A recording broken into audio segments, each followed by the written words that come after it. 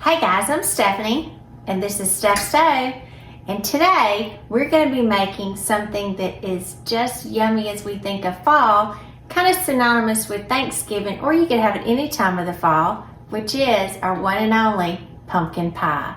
So I'm going to sit back and show you how I make a pumpkin pie the traditional way. So sit back, enjoy as we get ready and make us some pumpkin pie. Here we go. Alrighty, to make our pumpkin pie, I've already got my pie crust rolled out. I've kind of, not any fancy flute, and I've just kind of pushed my edges up just to give it a nice little mark. And we're going to go in, just like we did our other pies, it's important to kind of poke some holes or dock them in the bottom. So I'm going to kind of move all the way around the crust, and just with a fork, just kind of depress just a little bit.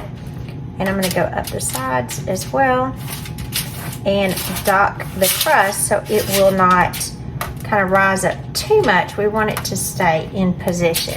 And I do have it on a cookie sheet that's lined with a piece of tin foil, aluminum foil, and that way that it'll just be easier as we get ready and bake it, kind of keep our cookie sheet nice and clean. I have my oven preheated to 425 degrees, and I'm going to pre-bake or blind bake this particular crust for about 6 minutes in here until it gets just a nice golden brown on it, so it won't be soggy when we put our custard in. So I'm going to put this in the oven, get that in there, put our timer on, 6 minutes, and then we'll get started with our custard. Our crust is pre-baking, or blind baking as a lot of people refer to it, because there's nothing inside of it. I'm going to go ahead and get our custard filling together for our pumpkin. So for our pumpkin, I'm just going to make one pie. So this is a 15-ounce can of pumpkin, and again, you can use the Libby's pumpkin, you can use the Great Value, or any kind of store brand.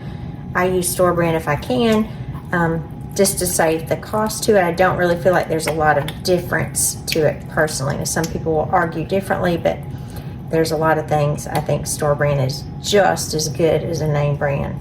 And I don't make a lot of waves about things like that. It's just not worth it. And if it'll save you some money, by all means, buy the store brand. All right, and so after we have our 15-ounce can of pumpkin in here, I'm going to add a 14-ounce can of evaporated condensed, not evaporated, but condensed milk. And this is, again, it's 14 ounces. As you can see, I'm big on the store brands here.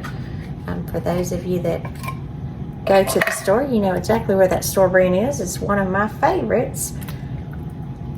And we're going to add this to it. Ooh, doesn't that look good? Ooh, condensed milk. That's some good stuff right there, fellas.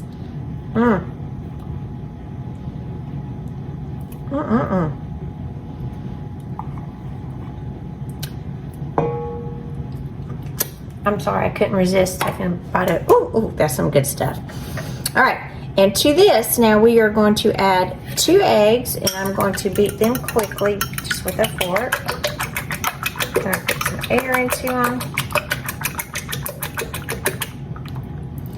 Put my 2 eggs in there. Just love pumpkin, all things pumpkin. I just love it.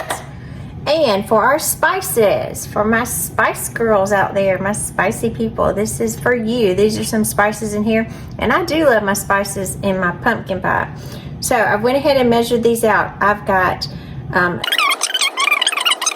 I went ahead and measured all those out. So it'd be nice and neat. And because this is such a light mixture, I'm not gonna do it, mix it together in my stand mixer. I'm just going to mix it together by hand, and it will come together. Oh gosh, I wish you could smell this. Oh my goodness, this smells so good. Like I said, I love pumpkin everything. I love pumpkin bread, I love pumpkin creamer. I get so excited when it comes out, and then apparently everyone else does too, and I can't find it. I know my husband went by the grocery store the other day for me. He said, "Oh, I had some more of your creamer." I said, "Oh, what now?" He said, "I got it for you anyway." He said, "Because every time you need it, they're out." So I thought that was sweet of him. Got me an extra. And that's it, guys. We'll just mix that. Isn't that a beautiful consistency? I had a little piece of pumpkin, a little extra, so we're going to blend that in. So you can see it's just a beautiful, beautiful light mixture, and that color is just perfect. And if you just heard the timer go off, you are correct. I have 1 minute or 54 seconds left where our pie crust is blind baking. So in the time that it's blind baking, we can have our custard filling ready to go. So in just a couple seconds, I'm going to take our pie shell out of the oven. We'll pour our custard in there and get moving on with our wonderful pumpkin pie. All right, our pie crust is ready. So I'm going to kind of take it out of the oven. Ooh, it looks so pretty. Look at that. Isn't that a pretty pie crust? Alrighty, now we are going to very gently come over here to our custard filling, and I'm going to pour this in here, this pie. And this is a deep dish pie shell, by the way. I don't know that I stated that. I have a lot of these disposable tins that I reuse because it's just so much easier to roll out your pie dough in these disposable tins. So look at that, perfectly filling.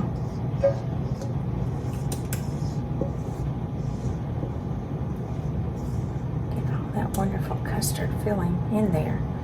Don't want to lose any of it. All right, now I'm just going to give it a little wiggle. And actually, I'm going to take this other spatula because a little bit of my crust was coming down. And sometimes it'll do that. It will kind of shrink back down, and I want it to come back. So I'm just going to give it a little nudge. Alrighty, we've got our filling in here nicely in our pie. It looks so pretty. Got this little filling spilled out there. And so now we are going to put this in the oven at 425 degrees for 10 minutes. So let me go ahead and open this. It is quite warm. And carefully place it in here. Here we go. Very carefully, because the custard filling is extremely loose. And I would suggest, because we are custard, I'm going to cut another sheet of aluminum foil and just gently place this on top so our pie crust will not brown. And just so you can see what I mean, I just laid the tin foil right here and just laid it right over the pie to prevent excess browning. So 10 minutes at 425. All right, it's been 10 minutes. I'm going to stop the timer, and I'm going to adjust our oven temperature to 350 degrees. And we are going to put the timer on. I'm going to start at 30 minutes, and it'll take anywhere from 30 to 40 minutes for the pumpkin pie to set. So we'll check it in 30 minutes. Alrighty, our timer is going off, and it's been 30 minutes so far. So I'm going to check our pie. Carefully pull it out. Look how pretty that is. Let's give it a little shake. And you see that that's a whole lot of jiggling going on in the middle. So it's not ready yet. So what I'm going to do, I'm going to place this back because we want that wonderful color to stay as is. I'm going to place the tin foil back on the top, carefully move it back into the oven, and I'm going to add about 10 minutes to our timer. We're going to check it again in 10 minutes. All right, it's been 10 more minutes. I'm going to stop the timer, and I'm going to check to see what we look like now. Ooh, it smells so yummy. It's a little, beautiful. Look how pretty. Now we still have a little, I would call it more of a jiggle than a wobble. So I'm going to reach up here. I do have a butter knife, and I'm going to test this by going right in the center and see how clean that came out, perfectly clean. So that's always a good method to test, because like I said, we have a jiggle but not a full wobble all the way across our pie, and the sides are very set. So the custard in the middle will continue to set as the pie cools. So I'm going to cancel and turn the oven off, and very carefully. Isn't that not a gorgeous pie? you to cool.